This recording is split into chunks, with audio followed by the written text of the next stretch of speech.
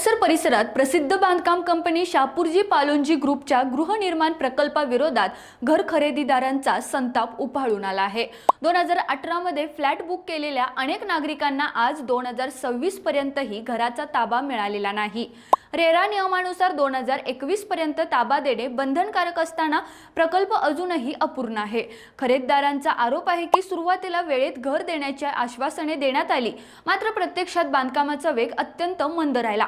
इतकंच नाही तर त्यांनी भरलेल्या पैशांच्या वापराबाबतही पारदर्शकता नसल्याचा गंभीर आरोप करण्यात येत आहे। एका खरेदीदाराने भावनिक प्रतिक्रिया देताना सांगितलं, आई वडिलांना आपल्या नवीन घरात नेण्याचं स्वप्न होतं, पण ते स्वप्न पूर्ण होण्याआधीच ते गेले।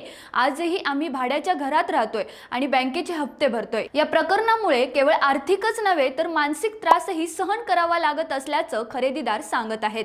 दरम्यान पुणे महानगरपालिका आणि पिंपरी चिंचवड म्युनिसिपल कॉर्पोरेशन यांच्या भूमिकेवरही प्रश्नचिन्ह उपस्थित होत आहे। काही खरेदीदारांनी स्थानिक प्रशासनावर निष्क्रियतेचा आरोप केला आहे।